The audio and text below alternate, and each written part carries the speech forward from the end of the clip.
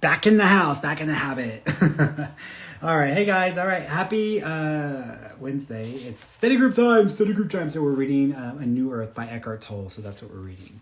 I don't know why like Instagram hasn't or even TikTok, like they don't automatically like do the reflection of the video. So when you show like a book or something, you can see it in the right direction. So I wonder why they haven't figured that out yet. So hey, hello. All right, so study group time. So I'm gonna let y'all pile in here before we get started. This is study group time. Actually, let me type it in because I have to.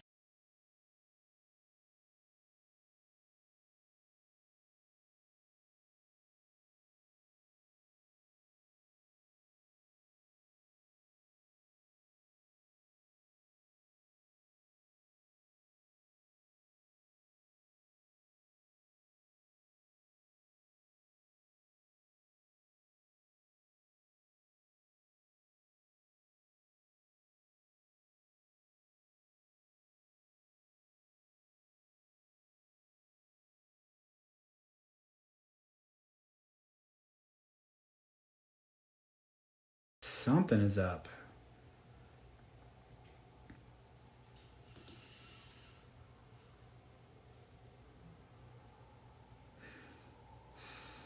Okay, it's like, what's going on? What's going on? Automatically lowered because of the internet connections. I know it's not fast enough. That's why I was saying that. Let's see.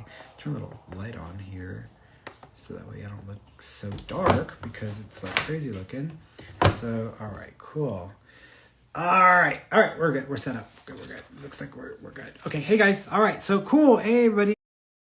All right, so we're doing study group time.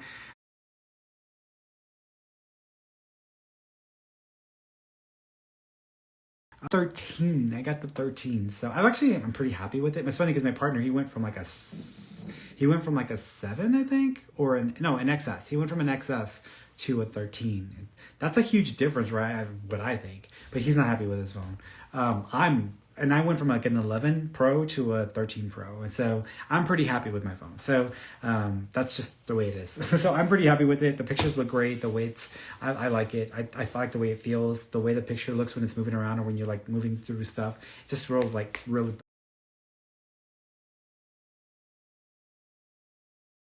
good. So I prefer it. But I'm not planning on buying a new phone anytime soon. Again, I'm not trying to pay extra. So, all right, guys, study group time. So things, I give my feedback, I make commentary, and then I also look at your questions about the material. So you can ask me about the book. You can ask me about what we're talking about. You can ask me a spiritual question. No personal readings or personal questions about your life, only spiritual questions or questions pertaining to the material. Okay? All right, so where do we start? Actually... All right, perfect. So the monk with sweaty palms. Kasan, a Zen teacher and monk, was to officiate at a funeral of a famous nobleman. As he stood there waiting for the governor of the province and other lords and ladies to arrive, he noticed that the palms of his hands were sweaty. The next day he called his disciples together and confessed he was not yet ready to be a true teacher. He explained to them that he still lacked the sameness of bearing before all human beings, whether beggar or king. He was still unable to look through social roles and conceptual identities and see the sameness of being in every human. He then left and became the pupil of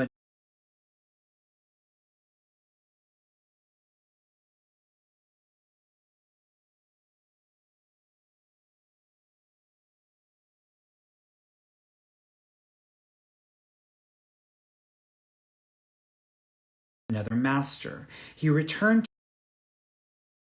to his former disciples 8 years later, enlightened.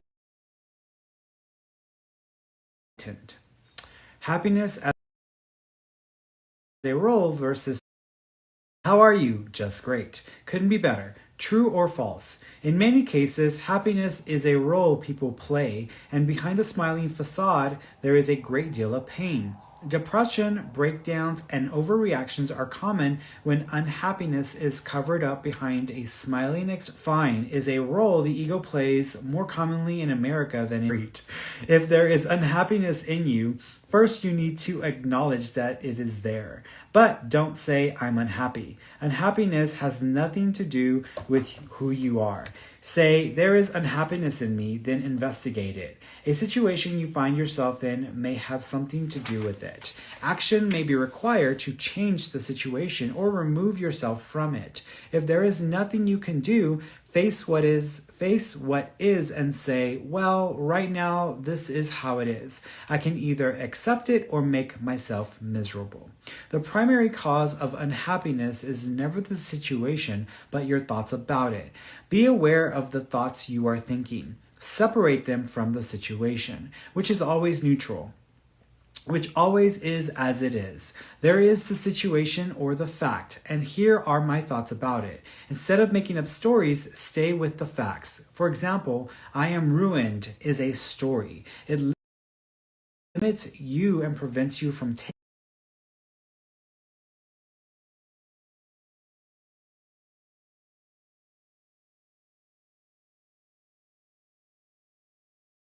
effective action. I have 50 cents left in my bank account is a fact. Facing facts is always empowering. I don't think it's very much 50 cents in my account. Be aware that what you think to a large extent creates the emotions that you feel. See the link between your thinking and your emotions. Rather than being your thoughts and emotions, be the unhappiness is attainable now by facing what is rather than making up stories about what the source of true happiness. Parenthood, role or function. Many adults play roles when they speak to young children. They use silly words and sounds. They talk down to the child as an equal. The fact that you temporarily know more or that you are bigger does not mean the child is not your equal. The majority of adults at some point in their lives find themselves being a parent. One of the most universal roles. The all-important question is, are you able to fulfill the function of being a parent and fulfill it well without identifying with that function? That is, without it becoming a role. Part of the necessary function of being a parent is looking after the needs of the child, preventing the child from getting into danger, and at times telling the child what to do and not to do. When being a parent becomes an identity, however, when your sense of self is entirely or largely derived from it, the function easily becomes overemphasized, exaggerated, and takes you over. Giving children what they need becomes excessive and turns into spoiling. Preventing them from getting into danger becomes overprotectiveness and interferes with their need to explore the world and try things out for themselves. Telling children what to do or not to do becomes controlling, overbearing, in place long after the need for those particular functions has passed. Parents then cannot let go of being a parent even when the child grows into an adult. They can't let go of the need to be needed by their child. Even when the adult child is 40 years old, parents can't let go of the notion. I know what's best for you. The role of parent is still being played compulsively, and so there is no authentic relationship. Parents define themselves by that role and are unconsciously afraid of loss of identity when they cease being parents. If their desire to control or influence the actions of their adults show their disapproval, or try to make the child feel guilty, all in an unconscious attempt to preserve their role, their identity. On the surface, it looks as if they were concerned about their child, and they themselves believe it, but they are only really concerned about preserving their role identity. All egoic motivations are self-enhancement and self-interest, sometimes cleverly disguised even from the person in whom the ego operates. A mother or father who identifies with the parental role may also try to become more complete through their children. The egos need to manipulate others into filling the sense of lack as it can. Go back to that. The egos need to manipulate others into filling the sense of lack it continuously feels is then directed toward them. If the most unconscious assumptions and motivations behind the parents' compulsion to manipulate their child were made conscious and voiced, they would probably include some or all of the following. I want you to achieve what I never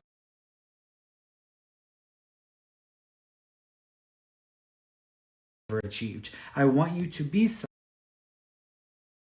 somebody in the eyes of the world, so that disappoint me. I sacrifice so much for you. My disapproval of you is intended to make you feel what I know is right for you. When you make making sure it's like the thing keeps pausing over here again. I'm like, what the heck? When you make such unconscious motivations conscious, you immediately see how absurd they are. The ego that lies behind them becomes visible, as does its dysfunction. So parents that I spoke to suddenly realize, my God, is this what I have been doing? Once you see what you are doing or have been doing, you also see its futility. And that unconscious pattern then comes to an end by itself. Awareness is the greatest agent of change. If your parents are doing this to you, do not tell them they are unconscious and in the grip of the ego. That will likely make them even more unconscious. Because the ego will take up a defensive position, it is enough for you to recognize that it is the ego in them, that it is not who they are. Egoic patterns, even long-standing ones, sometimes dissolve almost miraculously when you don't oppose them internally. Opposition only gives them renewed strength, but even if they don't, you can then accept your parents' behavior with compassion, without needing to react to it. That is to say, without personalizing it.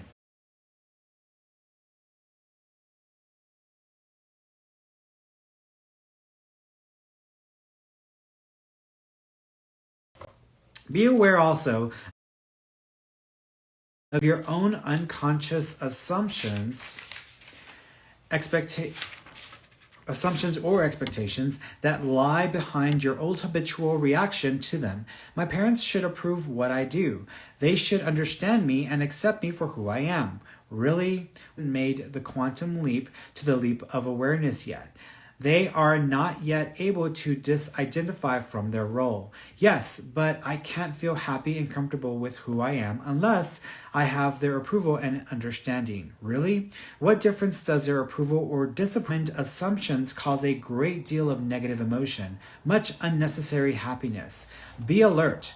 As some of the thoughts that go through your mind, the internalized voice of your father or mother, are the internalized voice of your mother or your father, saying perhaps something like, you are not good enough, you will never amount to anything, or some other judgment or mental position. If there is awareness in you, you will be able to recognize that voice in your head for what it is, an old thought, conditioned by the past. If there is awareness in you, you no longer need to believe in every thought you think. It's an old thought, no more. Awareness means presence, and only presence can dissolve the unconscious past in you. If you think you are so enlightened, Ram Dass said, go and spend a week with your parents. That is good advice. The relationship with your parents is not only the primordial relationship that sets the tone for all subsequent relationships, it is also a good test of your degree of presence. The more shared past there is in a relationship, the more present you need